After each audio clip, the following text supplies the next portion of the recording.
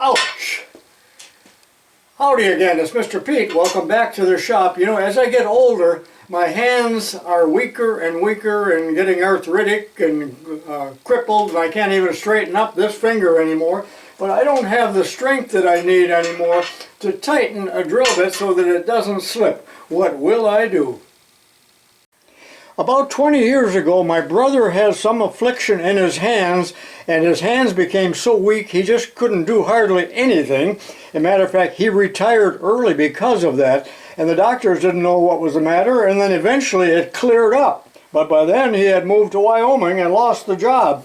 But at that time, he came up with this idea, and I think I have a video on that. It's simply an aluminum extension on a K3 chuck key that gives you a little bit extra length, a little bit extra leverage. Well, I got even a better idea. So stick with me, and I'll try to rush through this as quickly as I can. You know, this size of JACOBS chuck is probably the most common size, and since most of you watching this are old men as well, this may interest you because you probably have weak hands as well. So rather than make a longer handle here, which I could, but it would have to be drill rod or some pretty strong material so it didn't bend. But I was thinking, when I was in bed the other night, that I should take the handle out and mill a hexagon on here and mount a wrench on there. And the wrench could be as long as you want to give you as much leverage as you want. So that's exactly what I'm going to do. Okay, this is a K3 JACOBS chuck key. The first thing I need to do is remove the handle, and they're just press fit in there. There's a knurl, but take a little tack hammer and give her a whack. Now don't throw this away. We'll have a use for it later on. Now I'm going to mill a hexagon on there. Now remember, this is hardened. It's very hard, so I will use a carbide cutter, and I do believe it can handle it. Now the diameter here is 5/8, so the largest hexagon that I can get out of this is 1/2 inch across the flats, like this 5/16 nut. So that a 1/2 inch, that's a 9/16, so that a 1/2 inch 12-point or 6-point wrench will fit on there.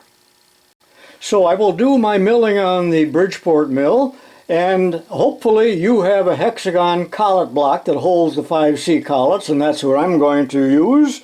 And this is 5/8 diameter, so I plan on holding this in the 5/8 collet, just like this. Whoa! Well, that's not going to work. That's all the farther that it sticks out. What the heck will I do? Well, here's plan B. This is a 5/16 diameter pilot on the end of it, so with a 5/16 collet, I'm going to hold it like that.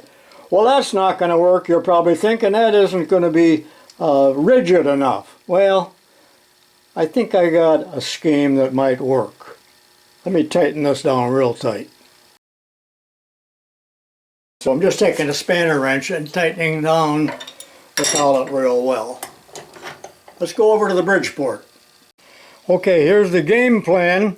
Now, if I attempted to mill it right now, I'm sure that the work would get knocked out of the collet and that we just have a major crash. So what I will do, and remember there are 6 milling steps here, so I will index or rotate the block 1/6 of a turn for each side. But in order to keep this from flying out, my plan is to take the Palmgren vise, just like this, tighten her down real well. Well, you're going to hit the vise, you're thinking, but this still isn't rigid enough. So what I'm going to do here is to take this toe clamp like that and tighten it down for each one of the 6 little milling jobs. That ought to hold it. That's a 3/4 inch carbide cutter, and here's how I'm going to set the distance here. With a straight edge right there, just bring the collet block up against and then tighten the vise, and I will do that, of course, 6 times. bring this up, tighten it, and then put the yellow clamp on. And I have to repeat that 6 times. You might perhaps see my little layout that line there, or maybe you can't, but anyway, 3/4 of an inch is how much I need to mill off. So I'm going to bring the cutter down until it touches, lock the quill, which you can't see me doing, and then I'm going to back the cutter away and feed up 62 thousandths on the knee. Why 62 thousandths? Because this is 5/8. I want the hex to be half. Half is 4/8, and this is 5/8, so we subtract that, and we got 1/8 to remove, but actually 1/16 from each side, which is 62 thousandths. All right, I'm raising the table 62 thousandths. Watch carefully. There it is. Am I hitting the vise? No, I got clearance there. Oh, good. Ready to mill. Okay. I've set the digital readout so that when I get to my 3/4 mark, I will zero out. You will not be able to see that.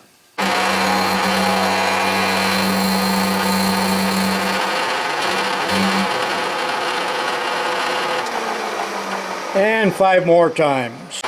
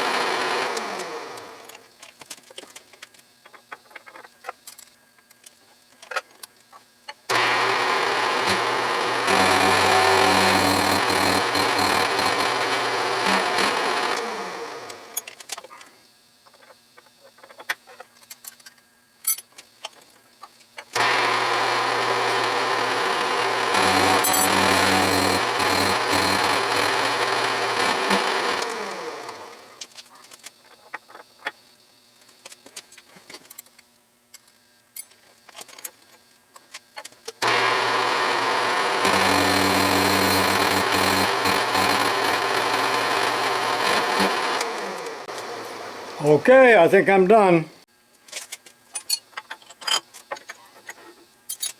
Okay, let's see if it fits.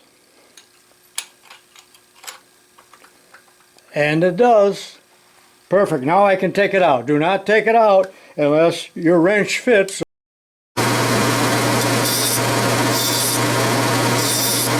Oh no, I'm 1/1000th over. Will the wrench fit? Yes.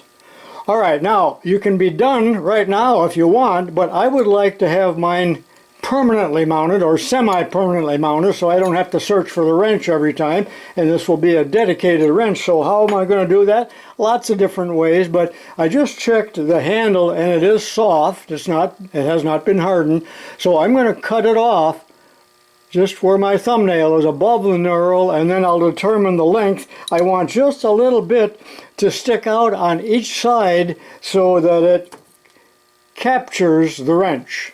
I'm not going to show that. I'll be right back. Alright, I've sawn it into 3 pieces and I've kept the fillet, and that's what we're going to use. And final assembly. Make sure you have the correct wrench on there that you want to keep on there, although you can drive this out. So with the knurl on there, I'm just going to go over to the vise and hammer that in so that a little bit sticks out on each side.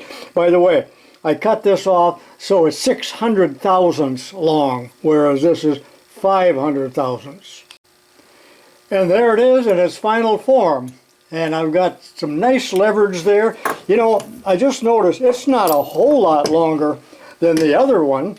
So when I turn 90, that would be in 9 more years, if I live that long, I will be knocking this pin out and putting in this wrench, which is considerably longer, because by then I will be incredibly feeble and need all the leverage I can get with my bony hands.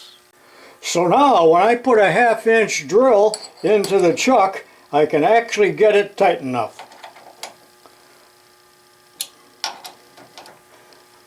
and it didn't hurt my hams one bit. What do you think of this? If anyone out there makes one, leave a comment. If you think this is a foolish, ridiculous idea, you can put that down too. And this is Mr. Pete saying so long for now, and I'll see you in my next video. Just like Sears Roebuck, good, better, and best.